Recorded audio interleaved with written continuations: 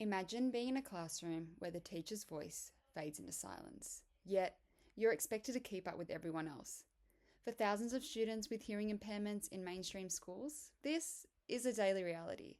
Hello, and thank you for joining today's podcast. We'll be focusing today on students with hearing impairments in the classroom. Did you know that hearing impairment is one of the most common disabilities among school-aged children?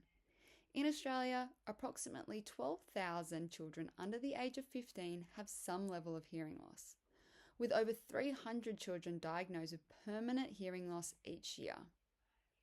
Whilst the curriculum is designed to be inclusive, hearing impaired students require tailored adjustments to fully access their education. Hearing impairment ranges from mild to profound loss, affecting how students process sound, language, and communication, all key elements of any classroom. Mainstream schools are often noisy and fast-paced environments. It can be challenging for students who rely on visual cues or assistive tech. Let's have a look at the characteristics to keep an eye out for. Students with hearing impairments may feel isolated or struggle with group work due to communication barriers. They may have difficulty hearing instructions or engaging in auditory-based learning. These students may have language delays which can impact comprehension, but remember, intellectual potential remains intact. Reading and writing may lag due to limited auditory input, but using visual strategies can bridge those gaps. As teachers, we play a critical role in adapting lessons to meet these needs, whilst fostering a strength-based approach. So the question is, how do teachers ensure that these students receive equitable learning opportunities?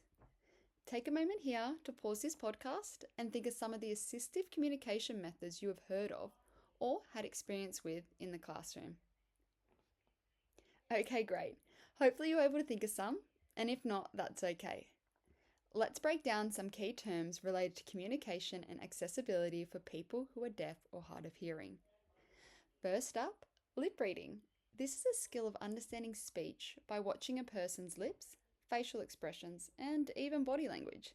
It's not an exact science, but for many, it's a useful way to pick up on what's being said, especially in noisy environments.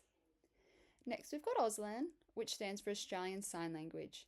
It's a fully developed visual language used by the deaf community in Australia. Instead of sounds, it relies on hand shapes, facial expressions, and body movements to communicate. Now let's talk tech.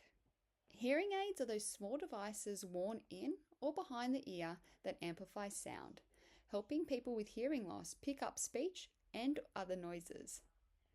Cochlear implants take things a step further. They're surgically implanted devices that send sound signals directly to the auditory nerve, bypassing damaged parts of the ear. Another cool piece of technology is remote microphone systems, or FM systems. These are wireless devices that send a speaker's voice straight to a person's hearing aid or cochlear implant, cutting through those background noise, which is super useful in a classroom setting. And speaking of classrooms, there's also something known as a sound field system.